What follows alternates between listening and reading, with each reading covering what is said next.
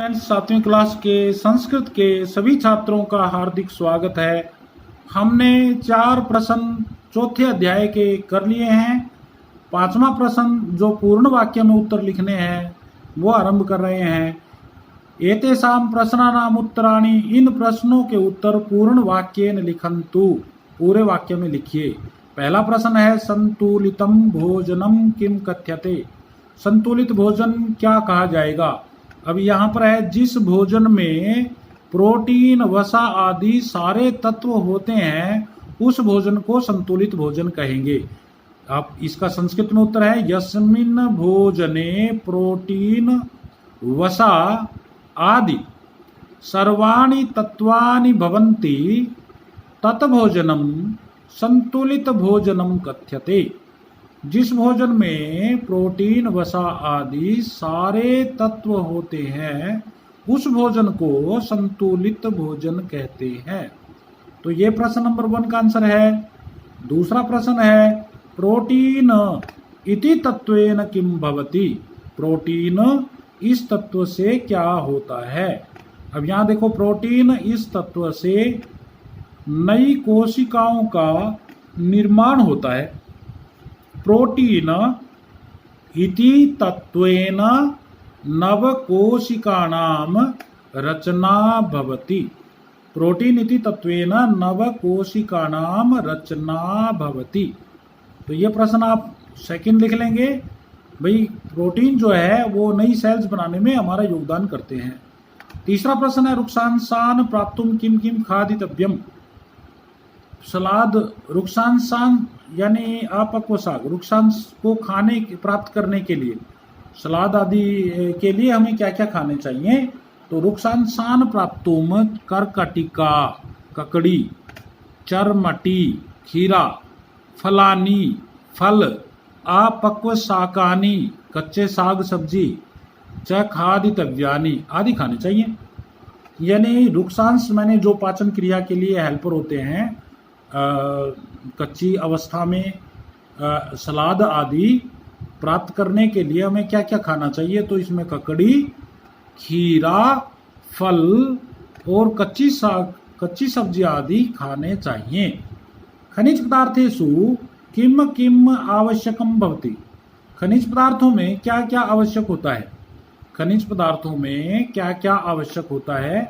तो खनिज पदार्थों में देखिए लोह तत्व है, टमाटर आदि से भी मिलता है, बहुत सारी और चीज़ें हैं।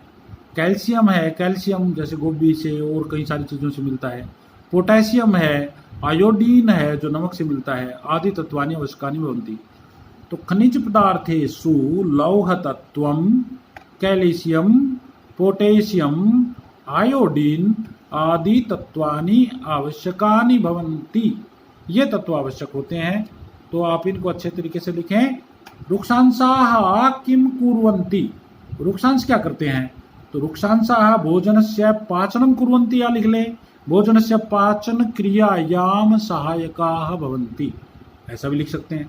रुक्षांसाः भोजनस्य पाचन क्रियायाम सहायका भवन्ति, अथवा सीधा लिखेंगे तो रुक्षांसाः भोजनस्य पाचनम कुर्वन्ति, भोजनस्य पाचनम कुर्वन्ति, ये भी कर सकते हैं। किम कुर्वन्ति, भोजनस्य पाचनम कुर्वन्ति। ठीक है। तो इसके बाद क्वेश्चन नंबर 6 है जो स्थूल पदम आधरित्य, बोल्ड वर्ड ध्यान में रखते हुए प्रश्न निर्माण कुर्वन्तु, प्रश्न रचना करें, प्रश्न निर्माण करें। छात्राः, यही बोल्ड वर्ड है।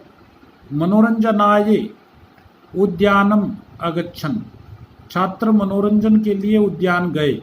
अब यहाँ पर छात्रा जो है ना बहुवचन है, छात्रः, छात्रौ, छात्रा, ये पुल्लिंग शब्द है। तो किम शब्द में कै शब्द पुल्लिंग है, क, कऊ, के। तो छात्रा बहुवचन था तो के बहुवचन है, तो के मनोरंजनाय उद्यानम अगच्छन्, और क्वेश्चन मार्क चिन्ह लगा देंगे। भोजनेन शरीरम सम्यक कार्यम करोति। अब यहाँ भोजनेन बोल्ड वर्ड है, तो बाल, अगर आपको याद है बाल का है, बाल को, बाल का, बालकम, बाल को, बालकान, बालकेन, तीसरी विभक्ति है। और इसी तरह से भोजन शब्द जो है पुल्लिंग शब्द है, तो कै, कऊ, के, कम, कऊ, कान, केन, भोजनेन, केन, केन शरीरम सम्यक कार्यम करोति, क्वेश्चन मार्क लगा दो, केन शरीरम सम्यक कार्यम करोति, तो प्रश्न चिन्ह लगाएंगे।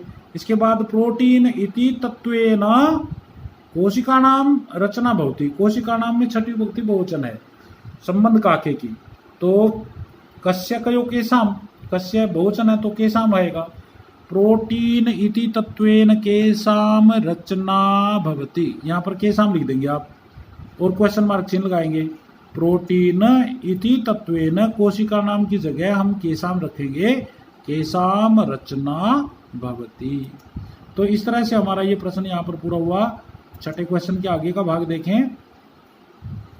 रुक्षांशाः पाचन क्रियायाम सहायकाः भवन्ति, रुक्षांश पाचन क्रिया में सहायक होते हैं, तो पाचन क्रियायाम सातवीं विभक्ति बहुवचन है।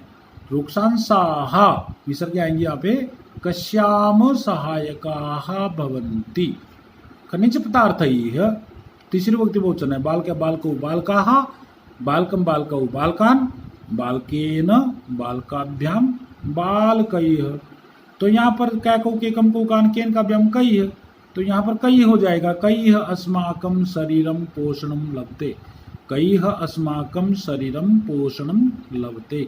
तो इस तरह से हमारे यहाँ पर ये प्रश्न बनते हैं। आप सभी इन्हें अपनी पुस्तक के अंदर यथास्थान जो स्थान दिया हुआ है वहाँ पर लिखें, उनके प्रश्नवाचक चिन्ह लगाएं और ये जो क्वेश्चन बनाने वाले शब्द हैं उनको आप अंडरलाइन करेंगे। धन्यवाद।